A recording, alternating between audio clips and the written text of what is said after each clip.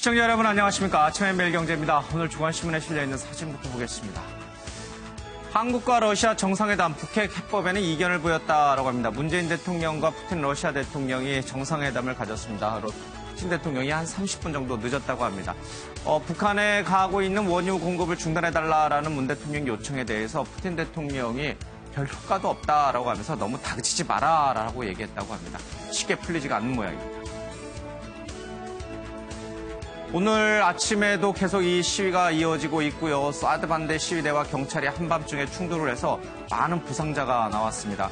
어제 이 군 당국이 사드를 배치하겠다고 발표하자 이 성난 성주 시민들이 트랙터 등을 갖고 와서 막았습니다. 경찰이 강제로 그것을 치우고 해산시키는 과정에서 많은 사상자가 났습니다. 잠시 뒤에 좀 자세히 다뤄보겠습니다. 사드 때문에 우리끼리라고 했는데 사드 때문에 경찰과 성주 시민이 저렇게 충돌하고 있는 모습을 좀 그리고 있습니다. 북한 때문에 우리 내부에서 남남 갈등이 일어나는 것 아니냐라는 얘기들이 흘러나옵니다. 여군 창설 67주년이 됐습니다. 당신들이 자랑스럽다. 조선일보 신문에 이제 있는데요. 여군은 6.25 전쟁이 일어났던 해인 1950년 9월 6일 창설됐다고 합니다. 만여 명의 여군이 국가방위에 헌신하고 있는데 군내에서 여러 가지 불미스러운 일도 참 많습니다. 그런 와중에도 불구하고 당당하게 모습 자리를 지켜가고 있는 우리 여군들, 당신들이 자랑스럽습니다. 굴봅니다. 맘 같아서는 그러니까 니들은 북핵 해결을 위해 어떻게 하겠다는 건지 정확하게 얘기를 해보라고 이 미련 곰탱이라고 얘기를 하고 싶죠. 예. 그러나 그렇게 얘기할 수가 없습니다. 알지 북핵은 제재로 해결 안 되면 일단 한러 협력 사업부터 우선 시작해라고 얘기를 좀 하고 있죠. 자, 이렇게 생각이 좀 다릅니다. 자, 탈탈이라는 제목인데 트럼프가 고개를 하면서 문재인 대통령을 거꾸로 매달고 있죠. 탈탈 털고 있습니다. 수조 원대의 무기 판매 계약을 했다. 사실상 합의했다라는 미국 측의 발표에 대해서 우리가 좀 아니라고 부인하고 있습니다만 분위기는 그렇게 흘러가는 것 같습니다. 한미 FTA를 폐지하겠다라는 트럼프 대통령의 말도 좀 나오고 있죠. 정말 우리나라가 탈탈 털리는 걸까요? 소년법과 관련해서 논란이 좀 뜨겁습니다. 모순이다라고 하고 있는데요. 미성년자를 보호하겠다라고 만든 법이 바로 소년법입니다. 그러나 그 법의 테두리 안에서 저렇게 끔찍한 폭행들이 일어나고 있습니다. 이런 상황이 바로 모순이 아닐까. 한겨레입니다. 틀림없이 보이지 않는 곳에서 우리를 응원하는 국민이 있을 거야 라고 하는데 핑 하고 썰렁하다 뭐 이런 얘기를 하고 있죠. 안철수 대표가 저 뒤에 나무 뒤에 있네요. 예. 해석은 시청자 여러분들께 맡기겠습니다. 자, 오늘 함께해 주실 분들 소개해드리겠습니다. 윤영걸 전 매경닷컴 대표, 김용남 전 국회의원, 최진봉 성공회대 교수, 노영희 변호사가 함께합니다. 어서 오십시오. 네, 안녕하세요. 자, 지금 이 성주에는 사드 배치와 관련해서 경찰과 성주 시민들이 충돌하고 있습니다. 진입로 막은 반대단체 주민 밤 12시에 해산 돌입을 했다고 합니다. 미군은요, 장비 수송 차량을 성주로 출발시켰습니다. 자, 국방부는 경북 외관의 캠프 캐럴에 보관 중인 발사대 4기와 지원 차량, 공사 장비 등을 오늘 새벽 육로를 통해서 이동을 시켰습니다. 자, 지난 북한의 6차 핵실험 이후에 또 대륙간 탄도미사일 발사 이후에 문재인 대통령이 사드 나머지 4기를 모두 배치하는 쪽으로 명령을 내렸습니다. 농기계 차량 70대로 막은 시위대 경찰 산작전에 극렬 저항하고 있다라는 기사입니다. 농기계를 철거하는 경찰의 좀 모습이 보이고요. 사드가 들어올 땅을 고르는 미군 차량의 모습도 좀 보입니다. 사드 반대자 200여 명이 마을 회관 도로에서 연좌농성을 벌이면서 숫자가 좀 많이 불어났습니다. 지금 한 500명까지 늘어났다고 합니다. 지금 충돌이 있어서 많은 사람들이 좀 다쳤다고 하는데 좀 걱정스럽습니다. 자, 후보지 교체, 중국 사드 보복, 반쪽 운영 등 우여곡절 끝에 이제 사드가 배치가 됐는데, 시계를 좀 뒤로 돌려보면요. 5월 달에 문재인 대통령이 왜 보고도 없이 나머지 발사대 4기를 반입했느냐라고 경로했고, 이 일로 당시 한민구 국방장관이 조사를 좀 받기도 했습니다. 그리고 국방부 국방정책실장이 이 일로 인해서 좌천되기도 좀 했죠. 그랬던 일이 엊그저께 같은데 중간에 북한의 미사일 발사 그리고 핵실험이 있어서 상황이 완전히 180도 바뀌었습니다. 그러다 보니까 민주당도요, 사드 무용지물이다라고 얘기했던 민주당에서는 이번엔 불가피하다는 또 입장이 또 바뀌었습니다. 물론 임시 배치에 불과하고 최종 결정은 일반 환경영향 평가를 한 뒤에 진행해야 한다 이런 얘기를 하고 있습니다만 사실상 사드 배치는 모두 끝난 것이 아닌가라는 얘기가 흘러나오고 있습니다. 자, 여기까지 해서 우리 현장 그림 보면서 잠깐 이 사드 문제를 좀 짚어보겠습니다. 지금 이 시각 현재 이 성주의 모습인데요. 한밤중에 좀 충돌이 있은 이후에 지금은 약간 소강 국면에 있습니다만 여전히 성난 성주 시민과 경찰이 대치하고 있는 모습이 좀 보이고 있습니다. 좀 한 번씩 얘기를 좀 들어보도록 하겠습니다. 이 사드 배치는 이미 이제 대통령이 북한의 대륙간 탄도미사일 발사 이후에 이제 지시를 내린 것이기 때문에 이제 예정돼 있었습니다. 그런데 어제 오후에 국방부가 이제 오늘 새벽에 배치하겠다 이런 이제 얘기를 하면서 성주 시민들이 이제 몰려들었습니다. 적절한 조치인가요? 정부의 조치는 저렇게 시민 성주 주민들이 반대하는데도 불구하고 저렇게 배치시킨 것이 적절한 조치인가요? 저는 뭐 늦었지만 적절한 조치라고 봅니다. 예, 그동안에 지금 북한이 핵실험을 6번 했잖아요. 이제 그거를 대응하는 우리 방법이 없잖아요. 예. 저는 이게 사드가 지금 그동안에 발사대 2기가 있었고 오늘 4개가 와서 6기가 됐어요. 그래서 예. 이제 한 포대가 이제 완성이 됐는데 물론 예. 뭐 레이더하고 했는데 이것도 완전히 배치한 건 아니에요. 지금도 정부에서는 일반 환경 평가가 완전히 끝나야지 정식 배치를 검토하지. 지금은 급하니까 임시 배치라고 하는데 예. 지금 우리가 북한의 위협에 대비하려면은 미국하고 손잡는 방법밖에 없잖아요. 예. 예? 뭐 어떤 식으로든지. 근데 미국 트럼프가 문재인 대통령하고 전화할 때 맨 먼저 하는 얘기가 사드 어떻게 되냐고 하는데 한미 동맹에 지금 시금석이 됐어요. 예. 그러니까 저는 뭐 불가피한 일이다 이렇게 보고 지금 뭔가라도 해야 되는데 뭐 북한에 대해서 우리가 대응할 게 있느냐 이거죠. 그동안에 426일 예. 끌어왔는데 저는 뭐 아주 만시지탄이지만 당연히 저는 해야 될 거다 이렇게 봅니다. 알겠습니다. 뭐 얘기가 나왔으니까요. 이번에 사드 배치 결정이 불가피했다라고 하시면은 오를 들어주시고 아니다. 환경 영향 평가를 거쳐서 애초에 계획했던 대로 좀 신중하게 했어야 된다라고 생각하시면 X를 좀 들어주십니다. 불가피한 조치였다면 O. 다들 불가피했다라고 이제 얘기를 하시네요. 현장 그림 계속 보면서 좀 가겠습니다. 불가피했다. 근데 이 더불어민주당 쪽에서도 그렇고 성주 시민들 쪽 또 그동안 사드 반대했던 분들의 주장은 뭐냐면 사드 배치해봐야 못 맞춘다.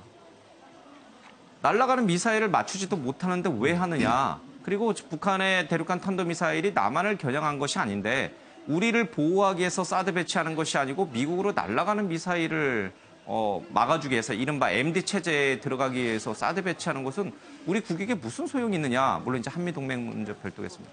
이런 주장이 많았어요. 그럼에도 불구하고 북한의 6차 핵실험, 대륙간 탄도미사일이 있자마자 이렇게 이제 배치 쪽으로 문재인 대통령이 글쎄 마음이 바뀐 건가요? 하여튼 그렇게 됐는데 그것이 불가피했다라고 이제 우리 김영남 의원은 보시는군요. 뭐 사드의 효과성에 대해서는 미국에서 지금 요격 성공을 계속하고 있기 때문에 못 맞춘다는 것은 사실과는 다르죠. 뭐 물론 못 맞출 수도 있습니다. 예. 뭐 맞출 수도 있고 못 맞출 수도 있죠. 근데 맞추면 국민의 재산이나 생명을 보호할 수 있는 거고 못 맞추면 뭐 불행한 일이 벌어지겠습니다만 예. 국민의 생명을 지킬 수도 있고 못 지킬 수도 있으면 당연히 지키는 쪽으로 결론을 내야지. 아니 대륙간 탄도미사일이 우리를 향하지는 않잖아요. 우리는 아니죠. 장사정포나 이런 게 더 위협적이지 대륙간 탄도미사일이 위협이 되는 건 아니잖아요. 장사정포는 사실은 그 사거리가 예. 평택을 좀 못 미칩니다.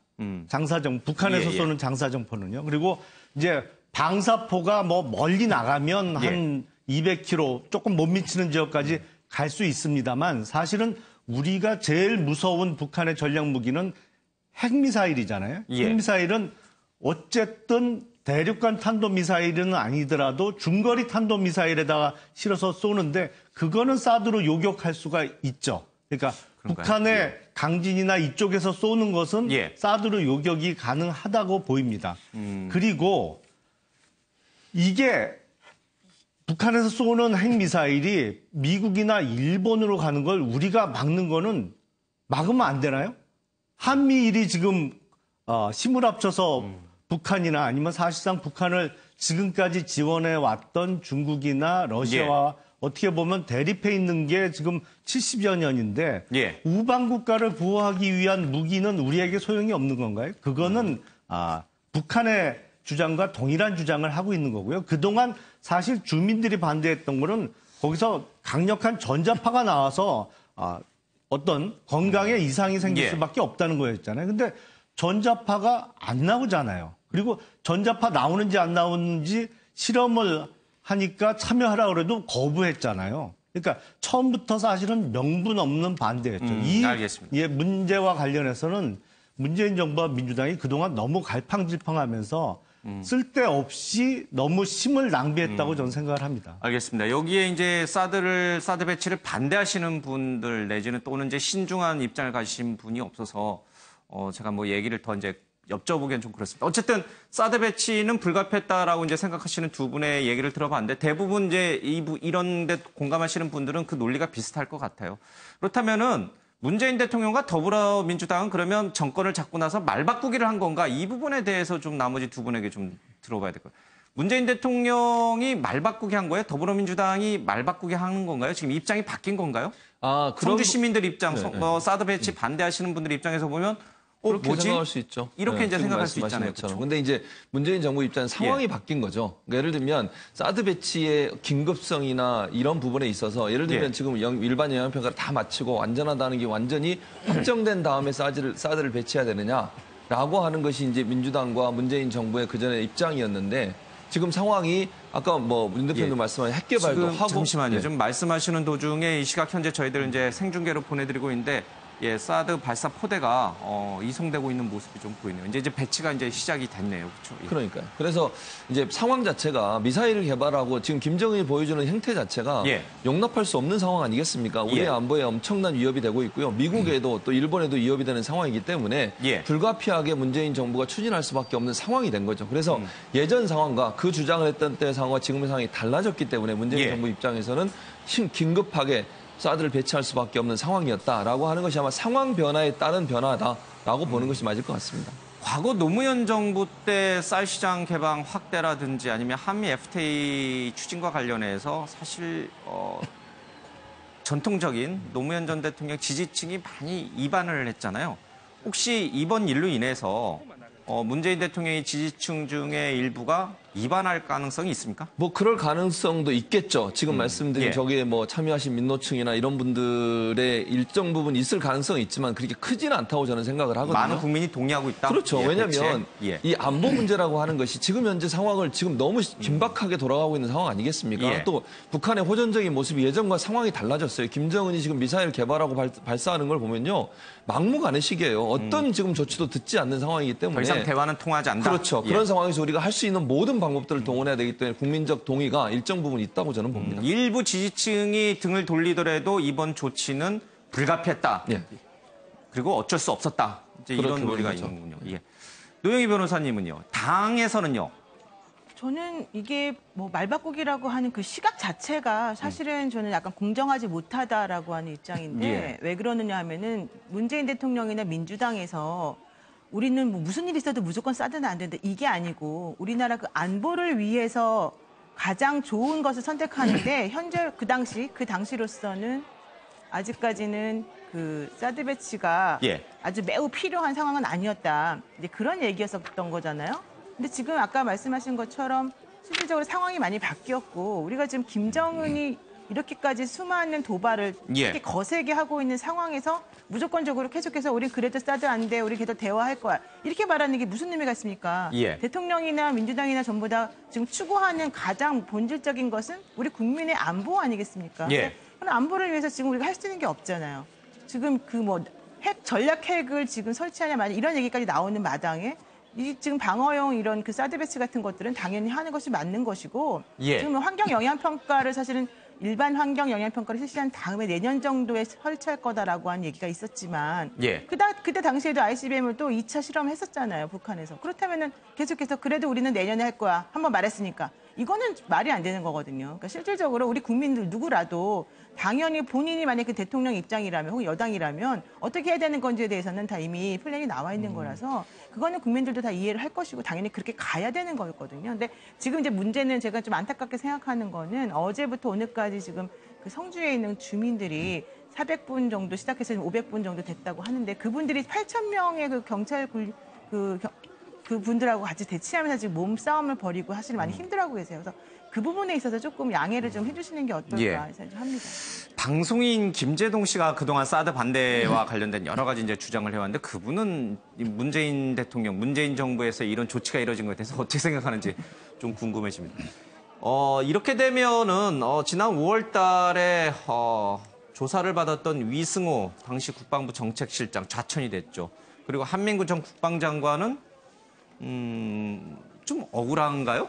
억울하게 되는 건가요? 그건 아닌가요? 네, 그건 아니죠. 왜냐하면 그분들이 잘못했던 것들은 보고를 누락하고 거짓말을 한 거예요. 말하자면. 예, 사드 배치와는 관련이 그럼요. 없다. 실질적으로 절차에 따라서 제대로 보고를 하고 거짓 없이 국민들에게 알려야 될 의무가 있는 사람들이 절차를 무시하고 정부를 무시하고 국민을 우롱한 거거든요. 그러니까 그거에 대해서 응분의 그런 뭐 조치를 취한 건 너무 당연한 것이고 그렇다라고 해서 그분들이 억울하다 이렇게 말할 수 있는 상황은 전혀 아닙니다. 알겠습니다. 여기 계신 네 분 모두 사드 배치가 상황 변화에 따른 불가피성을 우리가 받아줘야 된다, 이해해야 된다라고 이제 주장을 좀 하셨는데 문제는 사드가 배치된다고 해서 물론 이제 좋은 네 분이 말씀하신 그런 긍정적 효과도 있습니다만은 반드시 또 부정적 효과도 따라오게 돼 있습니다. 자, 북한의 이딴 도발에 사드 급물살을 타고 있는데 이로 인해서 연내 방중 자체가 문 대통령의 방중 자체가 힘들어질 것이다는 얘기를 좀 하고 있습니다. 문재인 정부 들어서 사드 배치 문제는 반전에 반전을 거듭해왔다라는 얘기를 좀 하고 있고요. 그리고 연내 문 대통령의 방중은 물 건너갔다는 기류가 강하다고 합니다. 다음 달 19차 당대회를 앞두고 내부 결속을 강화하고 있는 중국을 상대로 사드 문제를 꺼낼 상황이 아니다라는 얘기를 좀 하고 있습니다. 또한 사드 청구서는 한미 물밑 싸움이고요. 분명히 대가를 치르게 돼 있습니다. 미국이 운영비를 직접 요구하는 것이 쉽지 않다는 거고 방위비 분담금 협상에서 이 사드 배치 비용, 운영 비용을 우리 측에게 떠넘길 가능성이 매우 높다라는 기사가 흘러나옵니다. 지금 안 그래도 사실 중국에 나가 있는 현대차부터 해서 뭐 롯데그룹 뭐 전부 등등 한국 기업들이 엄청난 지금 타격을 받고 있거든요. 특히 현대차는 아주 심각해요. 그게 뭐 꼭 사드 때문이 아니고 뭐 중국 차와의 기술력 때문이다 이런 얘기도 있습니다만은 자, 이런 상황에서 우리가 사드 배치를 이제 오늘 완료했어요. 자, 중국의 반응, 원유 공급을 중단해달라는 우리의 요청, 또 사드 보복 조치를 철회해달라는 우리의 요청, 뭐 이런 것들 다 거부하고 그런 부정적 효과는 어떻게 보십니까? 뭐 상당히 뭐 부정적인 효과가 한꺼번에 쏟아져 나올 가능성이 있죠. 지금 시진핑 주석이 문 대통령이 전화 통화 요청도 지금 응하지 않고 있잖아요. 그리고 지금 보복도 자꾸 강해지고 있는데 내가 보기에는 더 강해질 가능성이 많지만 이왕 맞을 매는 빨리 맞는 게 낫습니다. 빨리 털고 가야지 계속 끌고 있다가는 계속 길어지는데 우리가 사드 배치를 안 할 수는 없고 중국 보복은 갈수록 길어질 텐데 우리가 그거를 언제까지 있을 수는 없잖아요. 그러니까 저는 빨리 매를 맞고 중국도 아예 할 거는 빨리 해주길 바라지 426일이나 그러니까 중국도 사실 오히려 더 지쳤다고 볼 수 있어요. 그러니까 저는 중국에 대해서는 중국은 어차피 아무리 우리가 유화책을 해도 중국은 어차피 북한이 붕괴되면은 미군이 압록강까지 오는 거, 한국이 중국의 적대적인 조건이 들어서는 거 싫어하는 거예요. 그러니까 지금 어제 푸틴도 그렇고 원유 중단하라니까 딱 거절했잖아요. 중국도 제가 그러니까 원유 중단 아직도 응하지 않고 있잖아요. 그래서 저는 어차피 중국의 보복은 할 수 없다. 어차피 맞고 지나가야 되는데 우리가 의연히 대응하고 이 싸움은 어차피 북한을 둘러싼 중국, 러시아가 북한을 편을 들고 또 우리 편을 들어줄 거는 지금 뭐 미국, 일본밖에 없어요. 그러니까 이런 비유도 있죠. 사막을 건너는데 지금 한 사람은 권총을 들고 있고 한 사람은 물통을 들고 있어요. 근데 지금 권총 드는 사람이 어디겠어요? 그 권총 들고 간 사람한테 우리가 물 한 컵 준다고 해서 그 사람이 권총 포기할까요? 저는 그 권총을 막는 장비를 우리가 하는 게 우선 더 중요하다. 물 한 컵 준다고 끝나지 않는다. 그래서 저는 사드 배치는 늦었지만 잘한 거고 빨리 좀 매듭져서 저는 수도권을 막기 위해서 또 하나 더 한 포대를 더 한다는 거에도 찬성합니다. 중국의 사드 보복 조치 또 원유 공급 중단, 한중 관계의 어떤 냉각 이런 거 어차피 맞아야 될 거라면은 빨리 맞자. 어쩔 수 없다. 이렇게 가는군요. 우리 기업과 이 뭐 국내 이제 관광업계가 큰 타격을 받지만 불가피한 측면이 있다. 불가피한 측면도 있고 지금 현대차나 롯데가 피해를 많이 보는데 롯데가 형제 간 분쟁이 시작된 게 중국 사업 실패 때문에 난 거예요. 사드 보복으로 물론 커졌지만 롯데가 워낙 중국에서 또 안 됐습니다. 지금 현대차도 예. 사실 사드도 있지만 다른 것도 원인이 많아요. 그래서 사드 물론 보복은 받고 있지만 그것 때문에 다 우리가 이렇게 됐다? 그거는 조금 지나치지 않느냐. 알겠습니다. 그리고 중국도 지금 손해를 많이 보고 있습니다. 네. 알겠습니다. 중국은 이렇고요. 미국하고는 어떻습니까? 미국이 뭐 천사여서 사드 배치를 무료로 배치하고 무료로 운영해 주는 건 아닐 거 아니에요. 그렇죠? 빈센트 브룩스 한미연합사령관이 지난 4월에 미 하원에 제출한 보고서를 보니까 방위비 분담금 협정은 사드 부지 개선 같은 최근 급작스럽게 발생한 비용도 포함한다라고 명시를 했습니다. 쉽게 말하면 사실 부지 비용이라든지 이런 것들은 우리는 이제 부지만 공급하면 되는 거고 그것을 이제 어떻게 활용하고 거기에 들어가는 비용 이런 것들은 전부 미군이 부담하는 게 한미 방위비 분담금 협상의 골자인데 갑자기 이게 달라졌어요. 자, 그렇다면은 이것도 우리는 그래 불가피하다. 어쩔 수 없네. 우리가 부담해야지. 이런 논리로 갈까요? 지난 대선 때 문재인 대통령이 이 문제 가지고 여러 차례 이제 TV 토론에 나와서 아니다. 그건 우리가 책임질 일이 아니다라고 거듭거듭 얘기를 했는데 어떻게 될까요? 아니죠. 지난 대통령 선거 때는 문재인 당시 후보는 예. 오히려 사드 배치 비용을 우리가 부담할 수도 있다는 입장이었고 오히려 그랬나요? 유승민 후보나 아니. 홍준표 후보는 그거는 우리가 부담할 건 아니고 우리는 부지 제공해서 끝난다라는 입장이었죠. 근데 아닌 것 같은데요. 아니, 뭐 제 다른 기억은 분들도 고개를 그렇습니다. 갸웃갸웃한데 요거는 이제 확인을 해볼게요. 예. 나중에. 예. 방위비 일단 분담, 명확히 해야 될 것은 이번 사드 배치와 관련해서는 우리는 부지를 제공하고 예. 그 사드 시스템 비용과 운용은 미군이 부담하는 것은 뭐 틀림없는 사실입니다. 그거에 대해서도 의문을 제기하는 분들이 있는데 그건 예. 미국에서도 확인을 한 것이고요. 다만 이제 올해 연말부터 시작될 한미 방위비 분담 협정에서 그러니까 큰 틀에서 전체적인 주한미군의 방위비 분담을 어떻게 할 것이냐를 놓고 분담 비율이나 액수를 조정하는 데 있어서 변화가 있을 수 예. 있는 거죠. 그게 이제 사드 배치 때문에 협상의 내용이 달라지는 건 아니고 정기적으로 이제 3년마다 하는 분담 협정에서 전체적인 틀이 예. 다시 조정될 가능성은 분명히 있습니다. 근데 그래서 그걸 뭐 앞으로 이제 진행될 협상을 두고 봐야 되는 것이고요. 앞서 그 중국의 사드 관련된 보복은 사실 우리 정부가 자초한 측면이 많이 있습니다. 왜냐하면 알겠습니다. 전략적 모호성이라는 표현으로 이게 배치가 될지 안 될지를 좀 갈팡질팡하면서 중국에서 강하게 한국을 압박하면 혹시 한국이 사드 배치를 포기하지 않을까라는 기대감을 준 게 사실이거든요. 알겠습니다. 지난 대선 과정에서 문재인 대통령 쪽이 얘기한 것은 이제 이렇게 사드를 배치하게 될 경우에 그렇게 많은 어떤 분담금을 미국 측이 요구할 텐데 그걸 어떻게 감당할 수 있겠느냐라면서 이제 반대한다는 주 논리의 논거로 삼았던 거죠. 예. 그때 그 트럼프 대통령이 사드 배치 그 분담 비용을 청구할 것이다라는 식의 얘기가 있었기 때문에 그렇죠, 당시 예. 대선 후보 TV 토론을 하면서 문재인 대통령이 홍준표 그 당시 후보하고 유승민 후보한테 사드 배치하면은 트럼프 대통령이 이렇게 요구한다더라. 이건 어떻게 할 건 이런 질문을 한 적이 있었었고. 반대 이제 사드 배치를 반대하는 이제 그렇죠. 논리로 이제 예, 그것을 근데 상대방 예를 입장에서는 그게 중요하냐 안보가 중요하지 이렇게 맞섰던 거예요. 근데 이제 상황은 지금 문재인 대통령이 그 그렇죠. 청구서를 받게 될 수도 예. 있는 그런 상황에 처해돼 있습니다. 참 상황이 많이 달라졌습니다. 대선 때하고 많이 달라졌습니다.